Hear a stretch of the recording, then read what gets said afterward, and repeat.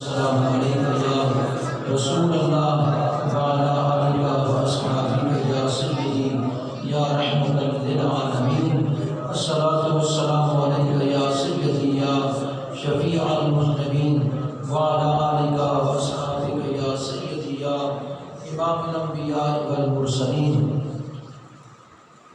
حاضرین محترم، یہ آج کی رات جو لیلۃ القدر کے ساتھ محفوظ ہے، یہ رات مہد ہی بابرکت رات ہے۔ اس کی عظمت اور اس کی شان اور بزرگی اللہ جل شانہ نے پوری سورت نازل کر دی۔ اس کی عظمت اور شان اور بزرگی کے واسطے اللہ نے پوری سورت قرآن میں نازل کر دی اور فرمایا انا انزلناہ فی لیلۃ القدر، کہ بے شک ہم نے اس کو شب قدر کی رات کو اتارا۔ وما ادراک ما لیلۃ القدر، کیا تم نے جانا کہ لیلۃ القدر کیا ہے؟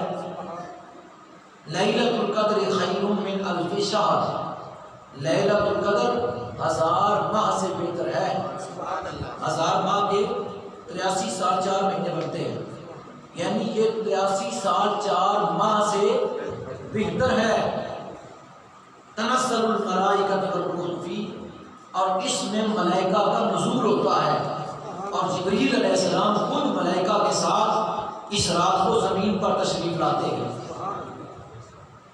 والروح فیہا بإذن ربہم من کل امر، اللہ کے حکم سے ملائکہ کا جبریل علیہ السلام کا نزول ہوتا ہے اس رات کو، اور ہر عبادت کرنے والے کے لیے وہ دعا کرتے ہیں اور اس کے لیے بخشش کی دعا کرتے ہیں، اور فرمایا سلامتی ہے ان کے لیے، سلام ہی حتی مطلع الفجر، اور سلامتی ہے صبح فجر تک ان کے لیے جو اللہ کی بارگاہ میں عبادت و ریاضت کرتے ہیں، ذکر و اذکار کرتے ہیں اور اس رات کو بندی کرتے ہیں۔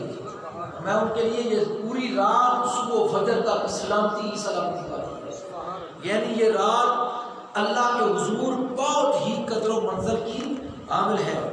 لیلۃ القدر کے معنی بھی یہی ہے، عزت والی، شرف والی، بزرگی والی رات۔ تو یہ رات بہت ہی بابرکت رات ہے۔ اس رات کو اللہ نے اپنے قرآن کو اپنے محبوب علیہ السلام کی ذات پر نازل کیا۔ انا انزلناہ فی لیلۃ القدر، کہ ہم نے اس کو لیلۃ القدر کی رات کو نازل کیا۔ قرآن پاک کو لیلۃ القدر کی رات کو نازل کیا۔ قرآن میں یہ 2 لفظ آئے ہیں، نزلنا اور انزلنا۔ اس صورت میں آیا ہے انا انزلنا، اور یہاں انزلنا فرمایا، اور جس محبوب کی ذات پر یہ قرآن نازل کیا اس کے بارے میں فرمایا نزل علی محمد، یعنی انزلنا اور نزلنا 2 لفظ ہے۔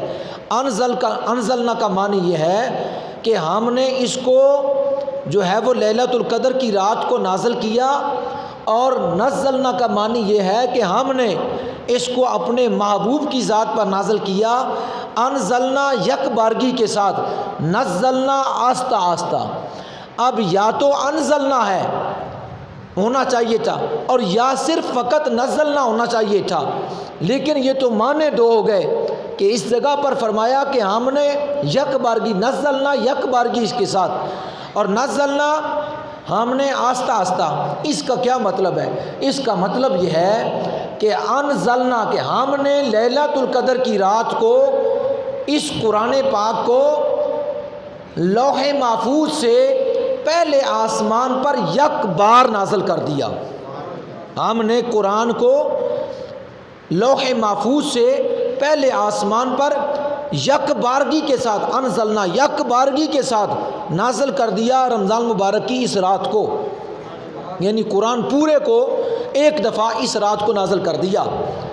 اور آگے فرمایا نزلنا، پھر آہستہ آہستہ، یعنی پھر آسمان اول سے زمین پر جناب محمد الرسول اللہ صلی اللہ علیہ وسلم کے معطر اور مطہر بابرکت علم نشرح لک صدرک کے سینے پر ہم نے آہستہ آہستہ نازل کیا۔ ہم نے آہستہ آہستہ، یعنی جتنی ضرورت پڑی جتنے جو ہے وہ احکام ہم نے جاری کرنے تھے اتنے احکام اتنی آیات ہم جبریل علیہ السلام کے ذریعے اپنے محبوب کی بارگاہ میں پہنچاتے گئے اور حضور علیہ السلام آگے اپنی امت کو پہنچاتے گئے۔ گویا کہ اللہ اور رسول اللہ صلی اللہ علیہ وسلم کے درمیان جبریل علیہ السلام واسطہ ہے اس قرآن کو پہنچانے کے، اور اللہ کے کلام اور امت مصطفیٰ کے درمیان واسطہ رسول اللہ کی ذات ہے۔ اگر رسول اللہ کی ذات واسطہ نہ ہوتے تو اللہ کا احکام اور اللہ کا کلام ہم تک نہ پہنچتا۔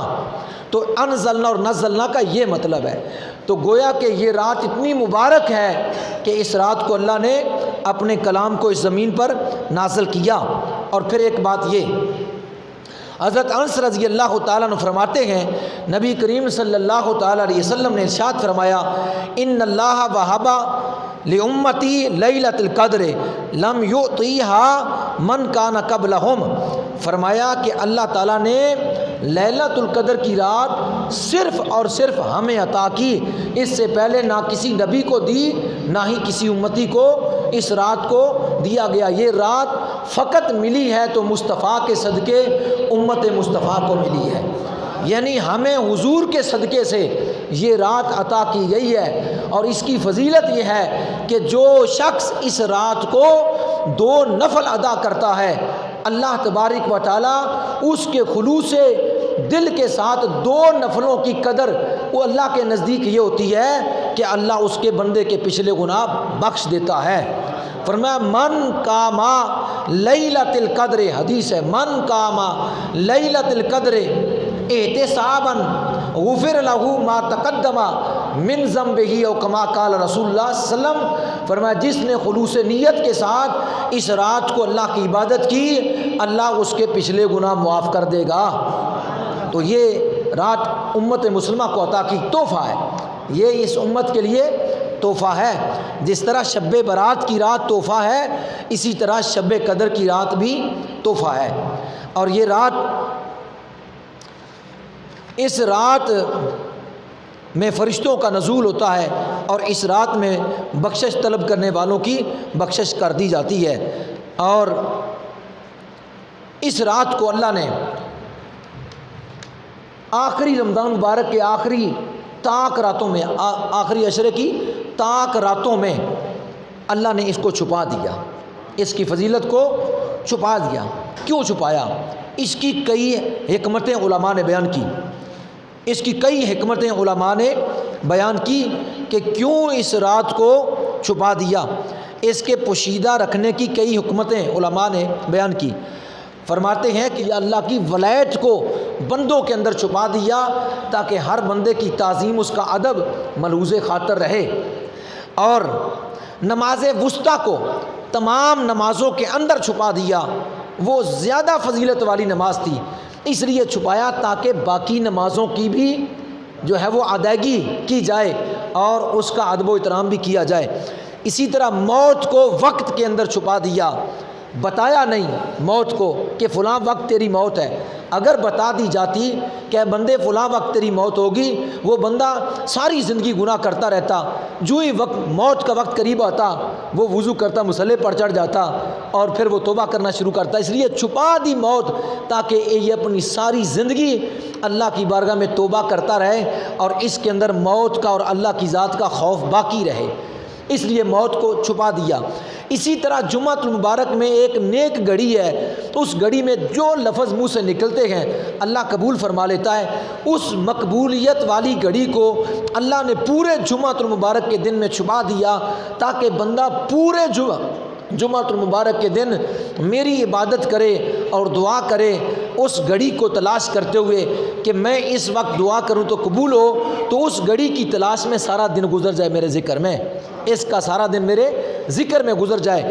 اسی طرح اللہ جل شانہ نے لیلۃ القدر کی رات کو رمضان مبارک کے آخری عشرے کی تاک راتوں میں چھپا دیا تاکہ میرا بندہ رمضان مبارک کی آخری راتوں کی فضیلت کو مد نظر رکھتے ہوئے اس رات کی تلاش میں باقی راتوں میں بھی میری بندگی حاصل کر کے میرا قرب حاصل کر لے۔ بتا دی جاتی، معین کر دی جاتی، بتا دی جاتی کہ فلاں ہی رات ہے، تو پھر اس رات کو اگر کوئی شخص عبادت نہ کرتا تو بہت بڑا مجرم ٹھہرا دیتا، بہت بڑا مجرم ٹھہرا دیا جاتا کہ اس کو بتا بھی دیا ہے کہ یہی ہے وہ رات اور پھر یہ سویا ہوا ہے۔ وہ شخص بدبخت ہوتا، ظالم ہوتا، مجرم ہوتا کہ اللہ نے شان والی اس کو رات اور بتا بھی دی کہ یہی ہے، اور پھر وہ عبادت نہیں کر رہا۔ اس لیے اللہ نے چھپا دی تاکہ کوئی یہ اپنے اوپر ظلم نہ کر لے، پتہ ہونے کے باوجود پھر جو ہے وہ مجرم نہ ٹھہرائے، اس لیے اللہ نے اس کو چھپا دیا۔ اور پھر اگر یہ رات بتا دی جاتی کہ یہی ہے تو پھر بندے کے اوپر اس رات کو قیام کرنا فرض ہو جاتا، ساری رات ہی وہ عبادت کرتا، اگر نہ کرتا تو گناہگار ٹھہرتا۔ اس لیے اللہ نے کئی وجوہات تھی جس وجہ سے اس رات کو آخری عشرے کی طاق راتوں میں اللہ نے چھپایا۔ مصطفیٰ کریم علیہ السلام کو اس رات کے بارے میں بتا دیا تھا اللہ نے کہ فلاں رات ہے۔ حضور اپنے امتیوں کو بتانے کے لیے اپنے گھر سے نکلے کہ میں بتاؤں جا کر کہ آخری عشرے کی فلاں رات لیلۃ القدر کی رات ہے، لہٰذا یعنی بتانے کے لیے دیکھا رستے میں دو بندے آپس میں لڑ رہے تھے، اور ان کی لڑائی کی نحوست نے ان کی لڑائی کی نحوست نے اللہ تبارک و تعالیٰ نے اپنے محبوب کو وہ جو رات کا علم عطا کیا تھا، ان کی لڑائی کی نحوست سے وہ اٹھا لیا گیا، ان کی لڑائی کی نحوست سے وہ اٹھا لیا گیا۔ اور پھر حضور علیہ السلام نے مطلقاً ارشاد فرما دیا، اب رمضان مبارک کے آخری عشرے کی طاق راتوں میں تلاش کرو، میں تمہیں بتانے آ رہا تھا وہ کون سی رات ہے، لیکن فلاں کے لڑنے کی وجہ سے وہ علم اٹھا لیا گیا۔ اب اس سے کوئی یہ نہ سمجھے کہ حضور کو اس کے بعد علم نہیں ہے، حضور کو پہلے بھی بتا دیا تھا، اور اب ان کی لڑائی کی وجہ سے علم اٹھا لیا گیا وقتی طور پر۔ اس کے بعد آپ کو اس لیلۃ القدر کے بارے میں علم تھا کہ وہ کون سی رات ہے، لیکن بعض کو آپ نے بتایا بھی اور لیکن بعض کو آپ نے نہ بتایا، یعنی آپ کو علم دیا۔ اولیاء اللہ کو تو اس کا علم ہے، تو یہ کیسے ہو سکتا ہے کہ نبی کو علم نہ ہو؟ لہٰذا یہ رات نہایت مبارک رات ہے، تو اس رات کو عبادت کی جائے، تلاوت قرآن کیا جائے، ذکر و اذکار کیا جائے۔ یہاں ایک بات بھی آپ کو بتا دوں، حضرت شیخ ابو الحسن شاذلی ایک بہت بڑے بزرگ گزرے ہیں، وہ فرماتے ہیں کہ میں نے اپنی زندگی میں تجربہ کیا کہ لیلۃ القدر کی رات کون سی رات ہے۔ وہ فرماتے ہیں کہ میرا یہ تجربہ ہے، اگر رمضان مبارک کا پہلا روزہ ہفتے کو ہو، اگر پہلا سٹارٹنگ ہفتے کا دن ہو تو پھر 23 رمضان مبارک کی رات شب قدر کی رات ہے۔ وہ فرماتے ہیں اگر پہلا روزہ اتوار کو ہو تو پھر 29 کی رات لیلۃ القدر کی رات ہے۔ وہ فرماتے ہیں اگر پہلا روزہ پیر کو ہو تو پھر 21 کی رات لیلۃ القدر کی رات ہے۔ وہ فرماتے ہیں اگر پہلا روزہ منگل کو اور جمعۃ المبارک کو ہو رمضان کا سٹارٹنگ، تو پھر فرماتے ہیں کہ 27 کی رات شب قدر کی رات ہوتی ہے۔ وہ فرماتے ہیں اگر پہلا روزہ جمعرات کو ہو سٹارٹنگ تو پھر لیلۃ القدر کی رات 25 کی رات ہوتی ہے، پھر لیلۃ القدر کی رات 25 کی رات ہوتی ہے، یعنی وہ فرماتے ہیں میرا یہ تجربہ ہے۔ بہرحال وہ آخری رات یعنی رمضان مبارک کے آخری عشرے کی جو بھی رات ہو وہ رات نہایت مبارک اور محترم رات ہے۔ اور پھر اکثر کا معمول یہ ہے اور اکثر جمہور کا قول یہ ہے کہ وہ رات 27 کی ہی رات ہے۔ اکثر کا جمہور کا جو ہے وہ قول یہی ہے کہ وہ 27 کی ہی رات ہے۔ نبی پاک صلی اللہ علیہ وسلم کے صحابی حضرت عبداللہ بن عباس رضی اللہ تعالیٰ فرماتے ہیں وہ 27 کی رات ہے۔ امام اعظم ابو حنیفہ فرماتے ہیں وہ 27 کی رات ہے۔ حضرت ابی بن کعب فرماتے ہیں وہ 27 کی ہی رات ہے، اور حضرت شیخ عبد القادر جیلانی فرماتے ہیں وہ 27 کی رات ہے۔ اور اس جو صورت میں نے پڑھی آپ کے سامنے انا انزلنا سورۃ قدر، اس میں لیلۃ القدر 3 دفعہ لفظ آئے ہیں، لیلۃ القدر کے لفظ 3 دفعہ آئے ہیں، اور یہ لیلۃ القدر 9 حرف بنتے ہیں، ایک لفظ میں 9 حرف بنتے ہیں، 9 اور دوسرے میں 9، 18، 9 پھر 27، یعنی 9 تیا 27، 3 مرتبہ یہ لفظ آئے اس صورت کے اندر۔ تو گویا بزرگ فرماتے ہیں کہ وہ 27 کی ہی رات ہے، کیونکہ اس میں یہ جو اعداد آئے ہیں 3 مرتبہ اللہ کی طرف سے یہ اشارہ ہے کہ یہ لیلۃ القدر 27 کی ہی رات ہے۔ اور پھر یہ 27 کی رات ہو یا نہ ہو، یہ تو پکی بات ہے کہ اللہ فرما رہا ہے کہ انا انزلناہ فی لیلۃ القدر، ہم نے اس کو شب قدر کی رات کو نازل کیا، ہم نے اس کو شب قدر کی رات کو نازل کیا۔ تو جمہور کا قول یہ ہے کہ شب قدر رمضان مبارک کی 27ویں رات ہے، تو آج 27ویں رات ہے، اور اسی 27ویں رات کو ہی اکثر حفاظ تراویحوں میں قرآن پاک مکمل کرتے ہیں۔ ہمارا قرآن پاک انشاءاللہ پرسوں مکمل ہو جائے گا، تو پرسوں پھر تھوڑی سی مختصر سی محفل یعنی ہو جائے گی، قرآن پاک جو ہے مکمل ہو جائے گا۔ لیکن ہم نے یہ سوچا کہ کہیں ایسا نہ ہو کہ ہم 29 کو اس محفل کو رکھیں تو پھر ہمارا سالانہ 27 والا آگے پیچھے نہ ہو جائے، اس لیے اس معمول کو بھی ہم نے اسی طرح جاری رکھا کہ 27 رمضان مبارک کو بھی ہمارا یعنی 27ویں رات کو بھی ہمارا یہ پروگرام اسی طرح جاری رہے۔ اب تھوڑی دیر کے بعد ذکر ہوگا، اس کے بعد لنگر تقسیم ہوگا، تو اس کے بعد جو بھی لائے عمل ہوگا وہ آپ کے سامنے ہوگا۔ میں نے آپ کو کہا تھا کہ میں صرف 15 منٹ جو ہے وہ تقریر کروں گا، یہ آپ کو یاد دلانی کے لیے کہ یہ رات کتنی بابرکت رات ہے۔ بہرحال ہمارا یہ عقیدہ ہے کہ قرآن پاک جس زمانے میں آیا وہ زمانہ افضل، اور جس مہینے میں آیا وہ مہینہ افضل، جس رات کو آیا وہ رات افضل، اور جس مکہ اور مدینہ میں آیا وہ شہر مکہ اور مدینہ افضل، جس نبی پر آیا وہ نبی محمد مصطفیٰ احمد مجتبیٰ محبوب رب کائنات، وہ تمام نبیوں سے افضل، اور جس امت کی طرف آیا وہ امت ساری امتوں سے افضل، اور جس کے سینے میں آیا وہ بندہ سب بندوں سے افضل، وہ بندہ سب۔ تو لہٰذا یہ رات بھی افضل ہے، یہ مہینہ بھی افضل ہے، اور یہ قرآن پاک کی کتاب یہ بھی افضل ہے، ہمارے نبی بھی افضل ہے۔ بلکہ یہ رات حضرت شاہ عبدالحق محدث دہلوی فرماتے ہیں اس رات سے بھی افضل ایک رات ہے، اس رات سے بھی افضل ایک رات ہے۔ تو پوچھنے پر بتایا گیا وہ رات وہ ہے جس رات کو حضور صلی اللہ علیہ وسلم کی ولادت ہوئی ہے، کیونکہ حضور صلی اللہ علیہ وسلم کے اوپر قرآن نازل ہوا اور حضور کو ہی یہ لیلۃ القدر عطا ہوئی۔ اگر حضور نہ ہوتے، نہ قرآن ہوتا، نہ لیلۃ القدر کی رات ہوتی، تو اس لیے وہ رات اس رات سے افضل ہے، کیونکہ اس رات کو قرآن نازل ہوا، اور اس رات کو صاحب قرآن جس پر قرآن نازل ہوا ہے وہ آیا۔ اور فرماتے ہیں اس رات کو فرشتوں کا نزول ہوتا ہے، تو فرماتے ہیں اس رات کو تو فرشتے بھی نازل ہوتے گئے، اور رسول اللہ بھی تشریف اس رات کو لائے، اس لیے وہ رات اس رات سے افضل ہے۔ اور پھر فرماتے ہیں اس رات کو کیونکہ قرآن نازل ہوا جو مومنین کے لیے شفا ہے، اس رات کو محبوب رب العالمین دنیا پر تشریف لائے جو ساری کائنات کے لیے رحمت، کائنات کے لیے جو رحمت سراپا رحمت ہے، تو اس لیے فرماتے ہیں کہ وہ رات وہ اس رات سے بھی زیادہ افضل ہے۔ یہ رات تو حضور کو عطا ہوئی، اور حضور اللہ نے پوری دنیا کو عطا فرمائے، اس لیے سارا کچھ ہمارا تو یہ ایمان ہے کہ ہمیں جو کچھ ملا ہے حضور کا صدقہ ملا ہے، ہمیں قرآن بھی ملا ہے حضور کا صدقہ، نماز ملی ہے حضور کا صدقہ، ہمیں ایمان ملا ہے حضور کا صدقہ، کائنات کی ہر چیز ملی ہے حضور کا صدقہ، بلکہ ہمیں تو اللہ کے بارے میں پتہ چلا ہے تو وہ بھی حضور کا صدقہ۔ اگر حضور نہ ہوتے تو اللہ کی خبر کون دیتا؟